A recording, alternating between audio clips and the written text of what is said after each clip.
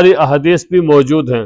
ایک حدیث کے اندر حضرت ابو قتادہ رضی اللہ تعالی عنہ روایت کرتے ہیں، رسول اللہ صلی اللہ علیہ وسلم نے فرمایا کہ میں اللہ تعالیٰ سے امید کرتا ہوں کہ یہ جو عاشوراء کا روزہ ہے یہ پچھلے 1 سال کے گناہوں کا کفارہ بن جاتا ہے۔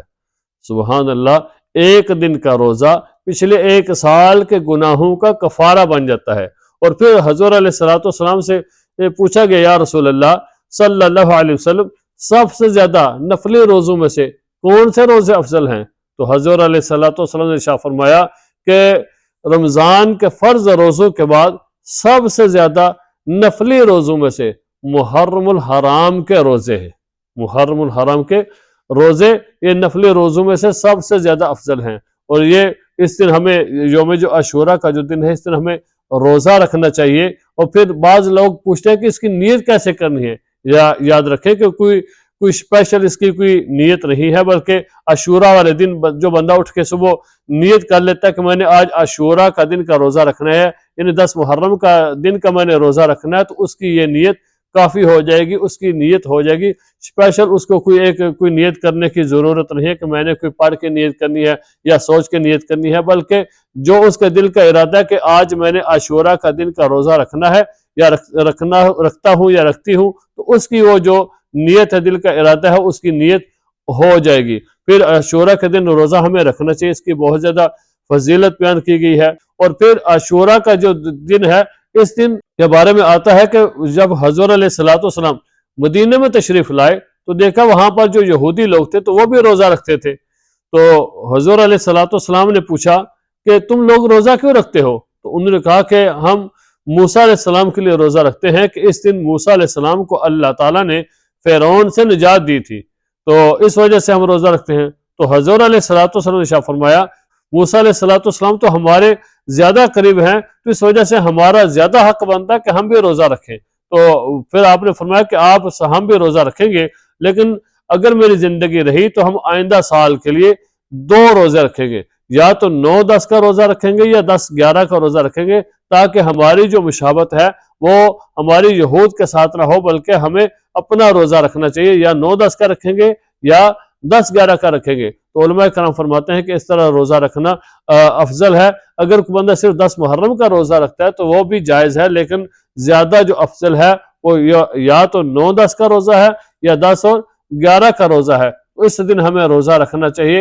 اور جو محرم کا مہینہ ہے اس کی اللہ تعالیٰ نے قرآن پاک میں حرمت بیان کی ہے، جہاں پر 4 مہینوں کی اللہ تعالیٰ نے حرمت بیان کی ہے، تو ان 4 مہینوں میں سے ایک مہینہ جو عزت و تکریم و حرمت والا مہینہ ہے وہ محرم الحرام کا مہینہ ہے۔ تو اس مہینے کی بہت زیادہ فضیلت بیان کی گئی ہے۔ پھر جو عاشوراء کا دن ہے، اس دن آج کل ہم لوگ تو اس کو غم کے طور پر مناتے ہیں کہ اس دن حضرت حسین رضی اللہ تعالیٰ عنہ نواسہ رسول صلی اللہ علیہ وسلم کو بے دردی سے ظلم و ستم کے ساتھ شہید کر دیا گیا اور آپ کے خاندان کو شہید کر دیا گیا۔ ہم تو اس کو غم کے طور پر مناتے ہیں۔ یاد رکھیں کہ ہمیں افسوس ہونا چاہیے، ہمیں غم ہونا چاہیے، کہ ہمارے دل کے اندر افسوس ہونا چاہیے کہ حضرت حسین رضی اللہ تعالیٰ عنہ کو اس دن شہید کیا گیا، لیکن ساتھ ساتھ ہمیں یہ بھی سوچنا چاہیے کہ حضرت حسین رضی اللہ تعالیٰ عنہ کا مقصد کیا تھا، آپ نے اتنی بڑی قربانی کیوں دی، آپ کا کیا مقصد تھا۔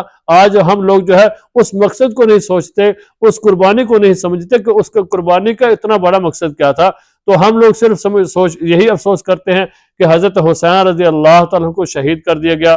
یاد رکھیں کہ اس میں غم تو ہونا چاہیے، وہ تو دل ہی نہیں ہے کہ جس دل کے اندر غم حسین نہ ہو، حضرت حسین رضی اللہ عنہ کی یاد نہ ہو، وہ تو دل نہیں ہے بلکہ پتھر ہے۔ تو ہمیں یاد تو کرنا چاہیے، افسوس تو کرنا چاہیے، غم کرنا چاہیے، لیکن ساتھ دل میں یہ ہمارا مقصد بھی سامنے ہو کہ کون سا ایسا بڑا مقصد تھا جس کی وجہ سے حضرت حسین رضی اللہ تعالیٰ عنہ نے اپنی جان کی قربانی دی، اپنے خاندان کی قربانی دی۔ کیا مقصد تھا؟ وہ دین کی خاطر تھا، اللہ تعالیٰ کے حکم تھے اور اللہ تعالیٰ کے دین کو زندہ رکھنا تھا، یہ مقصد تھا سارا۔